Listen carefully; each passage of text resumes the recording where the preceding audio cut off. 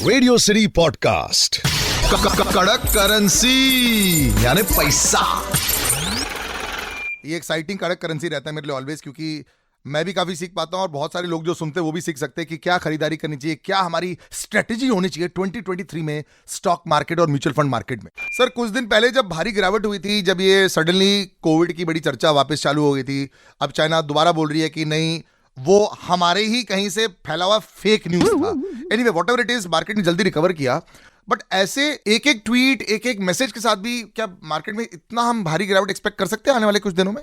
जो कुछ हुआ है वो सेंटिमेंट की वजह से ज्यादा हुआ है। बिकवाली के आंकड़े अगर आप देखेंगे तो बहुत ज्यादा नहीं है। करेक्ट। पहली बार ट्रेडर्स को डर लगा, और डर क्यों लगा?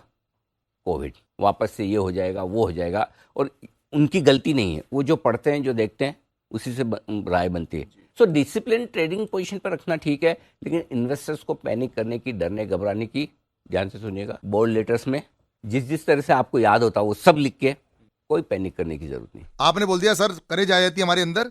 बैंक निफ्टी नॉन स्टॉप ऊपर जाते जा रहे हैं, सारे बैंकों की बौछार हो रही है as far as earning money in the stock market is concerned.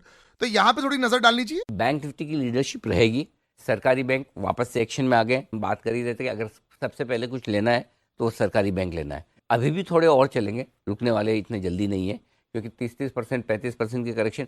देखिए, करेक्शन वहीं ज़्यादा आए दीप जहाँ पर पोजीशन ट्रेडर्स की ज़्यादा थी, और बेचा भी ट्रेडर्स नहीं है। और इसीलिए मैं आज फिर से दोहराना चाहता हूँ कि जिन लोगों को लगता है कि तीसरी महाशक्ति की हवा निकल गई सब बेच के बाद, ये तीसरी महाशक्ति की हवा नहीं निकली है। तीसरी महाशक्ति की ताकत थी, जिन्होंने लोकल फंड्स के खरीदने के बावजूद और एफआईज के नहीं बेचने के बावजूद मार्केट की बैंड बजा दी। कभी नहीं होता था, उल्टा होता था।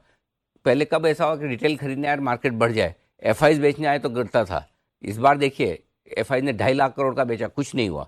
सो आई थिंक ये पिछले हफ्ते जो हुआ, अब सब रिटेल मिलकर एक साथ बेचेंगे तो ताकत तो है ना उनकी।